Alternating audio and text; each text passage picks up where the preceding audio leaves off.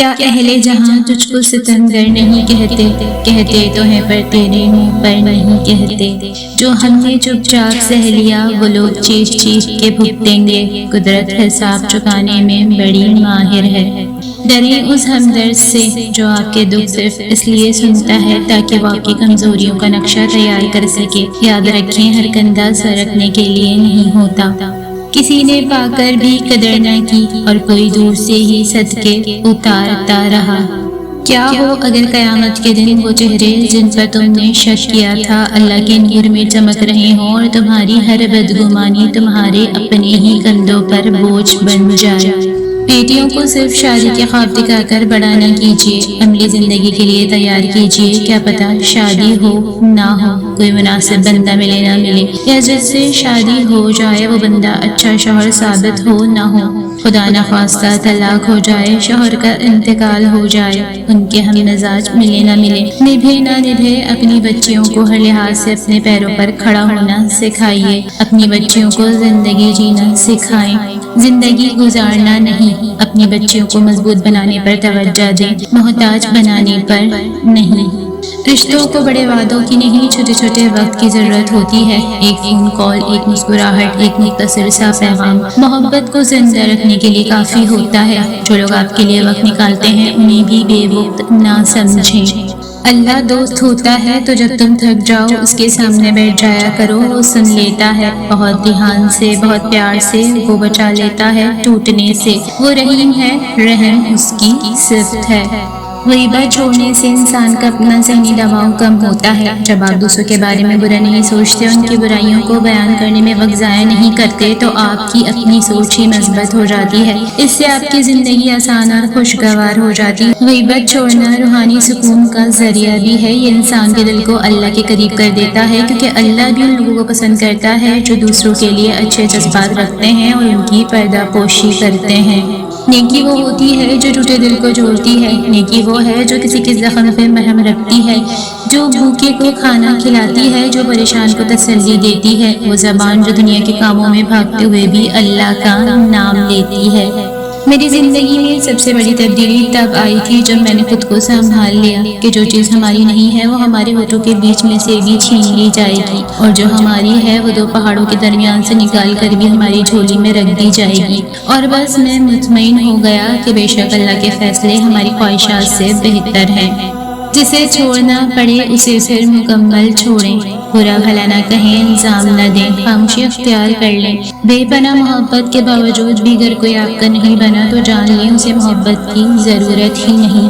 ایسے شخص کو روکنا تو دور، یہ سوال بھی مت کریں کہ وہ کیوں دور ہوا، بس آزاد کر دیں۔ کسی ناقدرے کو اپنا سایہ بھی میسر نہ ہونے دیں، یہی سب سے بڑی سزا ہے۔ کھیل قسمت نہیں کھیلتی، کبھی کبھی انسان بھی کھیلتے ہیں۔ ہمیشہ وہ مت دیکھو جو دکھایا جاتا ہے، نظر اس پر رکھو جو چھپایا جاتا ہے۔ زندگی کا سبق یہ ہے کہ ہر چیز فانی ہے، نہ غم ہمیشہ رہتا ہے نہ خوشی۔ انسان کی اصل پہچان اس کا اخلاق اور رویہ ہے۔ وقت گزر جاتا ہے مگر کیے گئے اعمال ہمیشہ یاد رہتے ہیں۔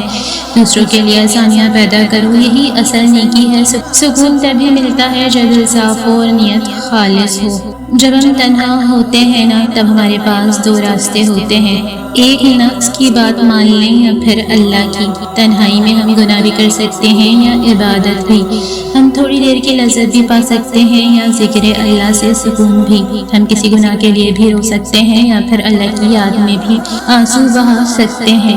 ہمیں لگتا ہے کہ ہم اکیلے ہیں مگر وہ ذات تو دیکھ رہی ہے نا، اس خالق کو پتا ہے کون تنہائیوں کو گناہوں سے بھر رہا ہے اور کون نیکیوں سے، کون اس کی ناراضگی مول لے رہا ہے، کون رضا مانگ رہا ہے، کون اللہ کے سامنے کھڑے ہونے سے ڈر رہا ہے اور کون نہیں۔ ایک بزرگ کہتے ہیں کہ اگر اپنے ایمان کا لیول چیک کرنا ہے تو اپنی تنہائیوں کو دیکھو کہ کیا کر رہے ہو، تنہائی پاک کر لو تو اللہ کی محبت اور رضا پا لو گے۔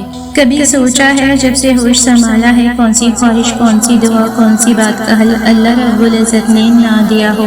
ماضی میں جھانک کر دیکھیں، اس وقت کے بہت سے مسائل ہیں جو آپ کو سنگین اور نہ حل ہونے والے لگتے تھے، وہ کہاں گئے؟ کیا ان کو اللہ نے حل نہیں کیا؟ کیا وہ ختم نہیں ہوئے؟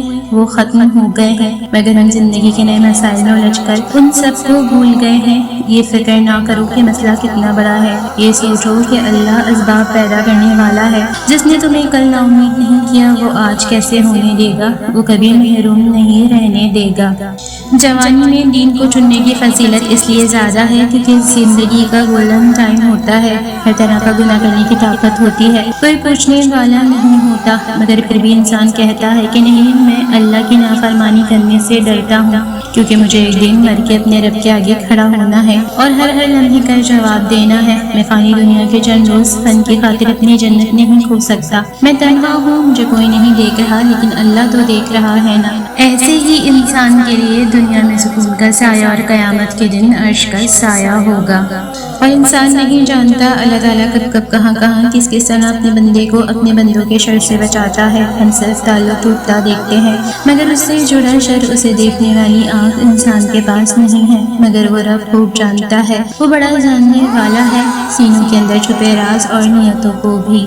سب کا اپنا اپنا سفر ہے، کسی کو طلب کی جستجو میں رکھا جاتا ہے، کسی کو بے طلب ہی نواز دیا جاتا ہے، کسی کو طلب آزمائش ہے تو کسی کا نوازا جانا آزمائش، سب عطا ہے اور ہر عطا آزمائش ہے۔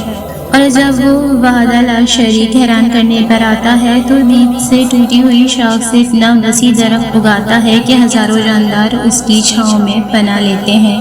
روز ہوتا ہے تعارف کسی سچائی سے، روز ایک شخص میرے دل سے اتر جاتا ہے۔ میں نے ہجرت کو چن لیا، ساتھ رہنے میں بھی خسارہ تھا۔ جب تم زندگی میں تنہا ہو جاؤ تو جان لو کہ تمہارا رب تمہارے ساتھ وقت گزارنا چاہتا ہے، اور اسی لیے اس نے سب کو تم سے دور کر دیا۔ آہستہ آہستہ آپ سمجھ جائیں گے کہ عافیت کے 10 حصوں میں سے 9 حصے خاموشی اور ایک حصہ کنارہ کشی کیوں ہیں، کیونکہ آپ کو اپنا سکون اپنی ذات ہر شے سے زیادہ عزیز ہونے لگے گا۔